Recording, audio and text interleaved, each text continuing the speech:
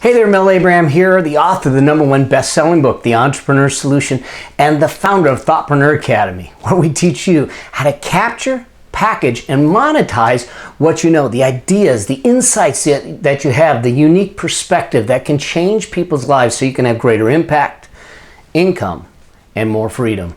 And welcome back to this episode of the Entrepreneur Solution Show. And in this episode, we're going to talk about how to communicate effectively. How do you shift people's thinking? How do you get them to start shifting how they think about things? And I'm going to introduce you to a framework that I call the communication pathways, that when you get a command of this, when you get an understanding of this, you have the capacity and the ability to navigate communication, whether it's negotiation, whether it's speaking, whether it's with a spouse. So, think about this, a spouse, a loved one, a child, to understand the different ways, the pathways to get your point across, to shift someone's mind. And so that's what we're going to walk through in this episode. And if you want to get the downloadable framework and everything, the communication pathways, just go to melabraham.com/session 075 and you can download it there. Or if you're not at your computer and you happen to be running around,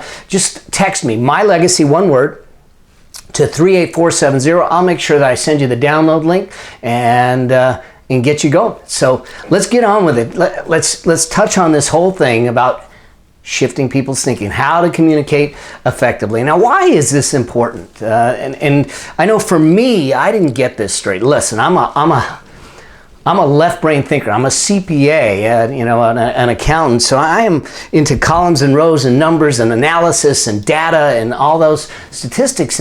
And what I didn't get when I was going through school, when I first started going into this, is that I thought the numbers were the only thing that mattered. And the actual thing is that the numbers actually don't matter at all.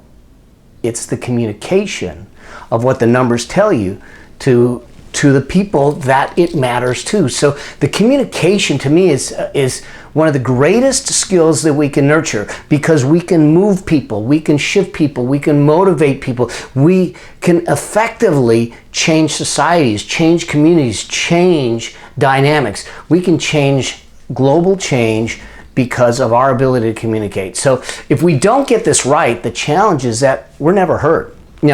Think about this. Now, you may not be in business, or you may be in business. This can be in a business context. It can be in a personal context. If you're in a relationship or you're a parent, think about what it's like when you're not heard. If we don't get the skills right, if we don't understand the communication pathways that exist, we're not heard. And when we're not heard, guess what? We're not going to get anywhere with the things that we're trying to kind of get out there. And if we're not heard, the other thing is that we have no impact. It means that the challenge is that we're not getting them to change their behavior. Remember, the idea behind thoughtpreneurship, thought leadership, is that I want to take people from one state to another state. In other words, I want to get behavior change. And the way we get behavior change is to get thought change first. And the way we get thought change is understanding the communication pathways. So we need to have an impact on them with the way we communicate. And if we don't get that right, we ultimately end up not being fulfilled, because we're struggling all the time. We're not getting our point across. We're not getting our insights across. We're not having meaningful conversations and discussions that move us in a direction that would fulfill us. But here's the cool thing, that when we do get this right, it's music to our ears. When we start to have a dialogue that's meaningful, when we see that our points are resonating with the people we're talking to, that it's moving them to emotion, to change, to action, to doing things differently, to doing things, or maybe not doing things differently, maybe doing the same thing but doing more of it. Whatever it is, maybe it's just simply getting your kid to clean up their room, or you're negotiating a big deal. It becomes music to your ears because all of a sudden it's resonating in the point. You get a chance in the process to shift people's thinking. The idea is to get some lights to go on. The idea is to get them to see things maybe from a different perspective, maybe from a different ideal. It's not about maybe we're going to change their mind, but maybe we just open them up just a little bit, that maybe down the road things shift and change.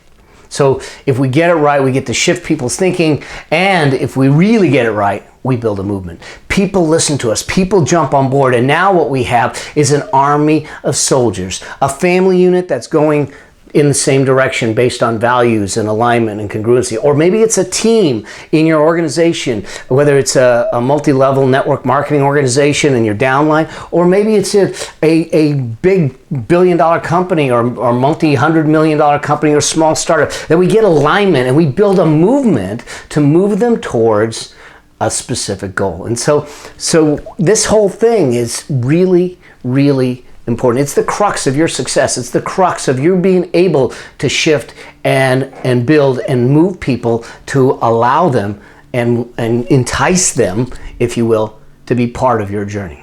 So if that's the case, what do you need to know? What are the things that are really important that you need to know? So the first thing that you need to know is you need to forget your bias. We all come to a communication process with a bias. In other words, like I said earlier, I'm kind of a data guy. I'm a left brain thinker. I've numbers. So I have a bias towards statistics and data and those types of logical processes that will create something in that way. And so I had a tendency at one point to communicate from that perspective only. So what we need to do is evaluate where we are. What is our bias? Are we someone that is is it focused on data or science or statistics? Is it focused on more process? What is your bias? And then forget it. Now, I don't mean forget it completely.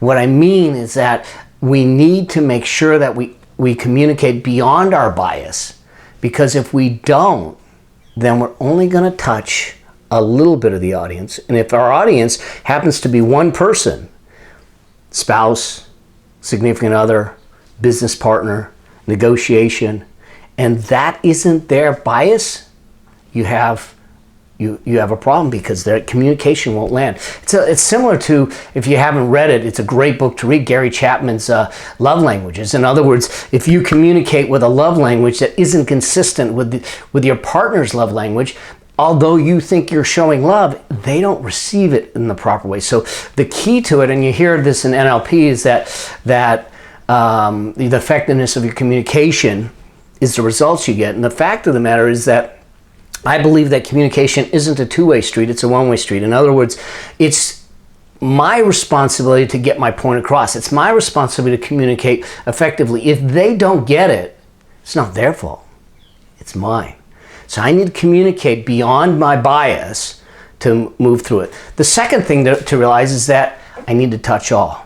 In other words, I need to understand all of the biases, all of the different perspectives and preferences that are out there, and I need to touch all of them, because I don't know who's in my audience, especially if I'm public speaking in a big venue, or I have a group of people, because I don't know everyone there. Now, if one-on-one, I may really understand what's driving that person, and it may drive it home. But the pathways, the communication pathways, will help you with this. And then the third thing is you gotta use the right tools. Each type of bias, each type of pathway has different tools to bring it to life. And so you need to understand the tools. I'm not going to be able to get into all the tools in this session, but we'll at least get you to understand the pathways to do that. So that's what you need to know. I need to get rid of my bias. I need to touch all. In other words, I need to be able to be full spectrum, and I need to use the right tools. So how do we do it? Well, let's talk about the communication pathways. And once again, talk about the communication pathways. I'm going to jump to my iPad. We're going to draw this out for you. We're going to walk you through the communication pathways so you understand what drives them and the types of traits that each pathway has, so you can communicate to them in their, if you will, love language, in their bias, in their language per se. All right, so let's jump to the iPad and let's get rolling. And now, to help you out, this will help you out if you focus on one idea, one insight, one concept that you want to get across to someone, and not some global element to begin with, just so you understand this, because there's going to be different things that you want to deal with from time to time, and I'm going to ask you to consider the different communication pathways for each and every insight that you come up with. So we're going to start off with an insight. Now, it could be, like, for instance, for me, one of the big things that I say is work-life balance is a myth. So that might be the insight that I'm trying to talk about. Now, the interesting thing is that you've got 4 different communication pathways. Now, you are going to find that in many cases, you have a tendency or a bias to 1 or 2 of them, but we need to learn to communicate in all 4 to make sure that our point hits home.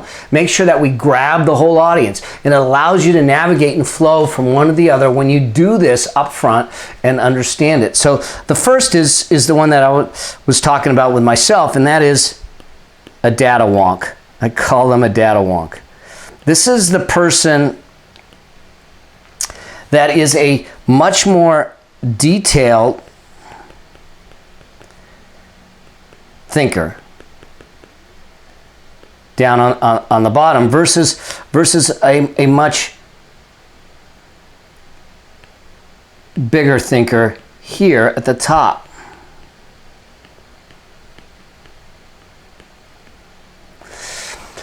So what happens here is that we need to realize that we've got the levels of thinking that we're trying to navigate. We're trying to make sure that they understand and that we communicate with them. So if I'm dealing with a detailed thinker like myself, an analyst, someone that is looking at data, I want to see data. I want to see proof. I want to see these things. So if you talk about something that's really conceptual and it's a big picture stuff, it may not grab me, and that becomes a problem. So I need to be able to communicate that. The other thing is to realize that detailed thinkers or people such as myself, we're typically our choices are made from a low emotion standpoint versus some people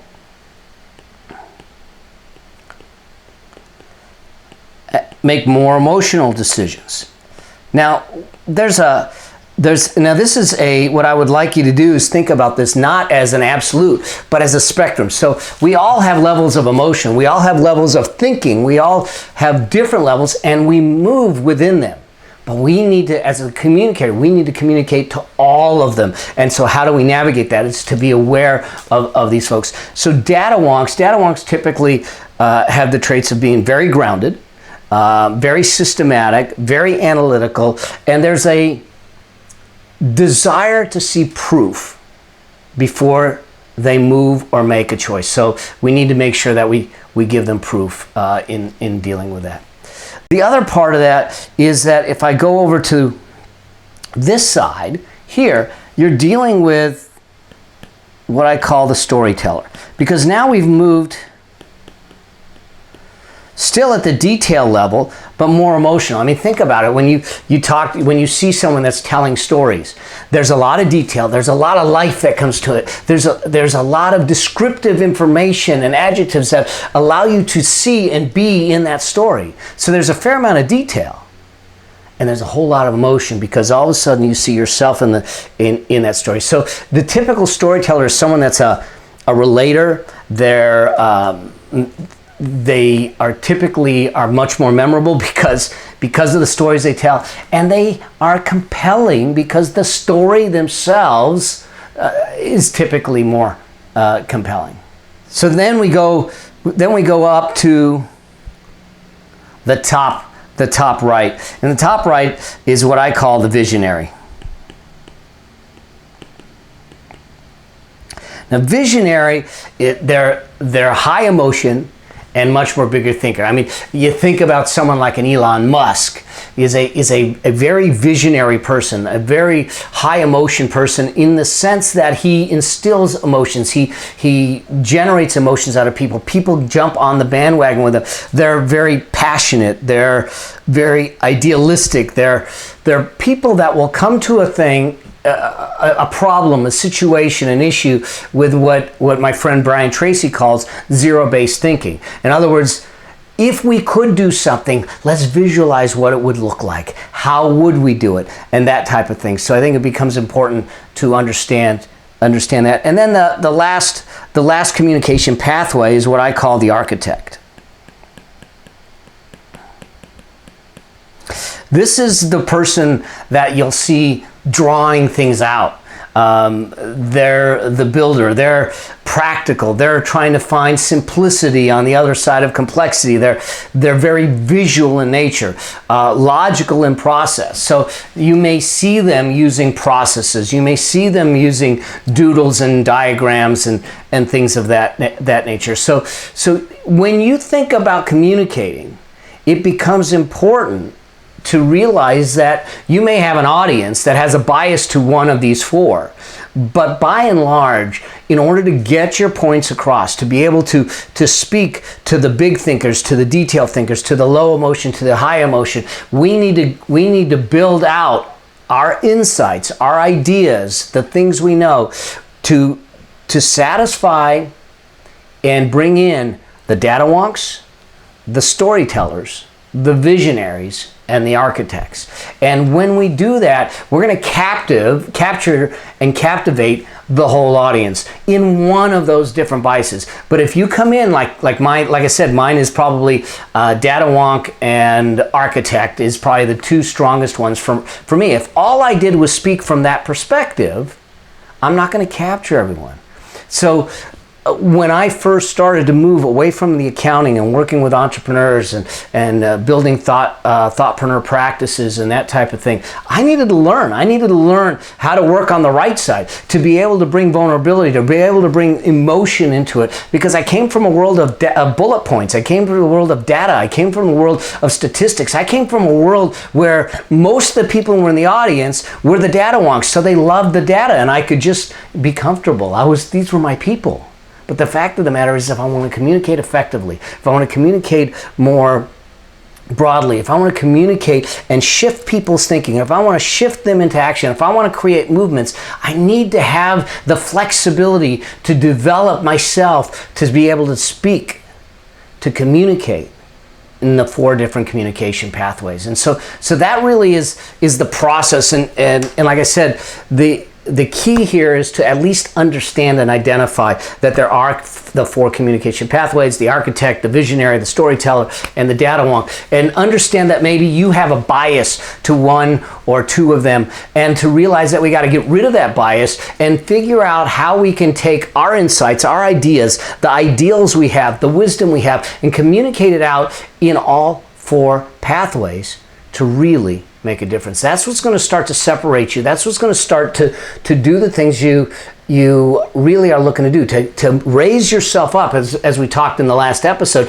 to that authority level, to have that impact focus, if we're going to look at it that way, and to be able to be seen as the go-to person because you are shifting minds, you are shifting thinking because you've understood how to communicate more effectively. So let's do that. Let's go back in and now start to ask yourself, when you're going to communicate an idea, when you're going to communicate an insight, how do I communicate to the architect? How do I communicate to the data wonk? How do I communicate to the storyteller? And how do I communicate to the visionary? Because when you do, things are going to open up. All right. I hope that you found this of helped you. I hope you found this of value. Again, if you want to get a copy of this, if you really want to understand this, then just go to melabraham.com/session 075. You can download it, or if you're out and about, again, you can just send me a text. My Legacy, one word, 38470. And I'll make sure I send you the download link. Do me a favor. Let me know what you're thinking. Let me know what's going on with you. Let me know how I can help you. Let me know what you want to hear about next, and we can make sure that we get it up on one of the other episodes. Try to give you some tools, try to give you some templates to make it easier for you to shrink that learning curve, to bring that to life. And if you have a specific question that you want to ask me, just go to askmelnow.com and leave me your question, and we'll get to it. We'll make sure that we get to it. Do me a favor, if you would, share this with someone. Share this with someone that maybe could use the tools to communicate more effectively, because I really believe that communication will solve a lot of society's problems. It will shift the dynamics of your relationships, your business, your success, everything you have in your life. And do one last thing, subscribe.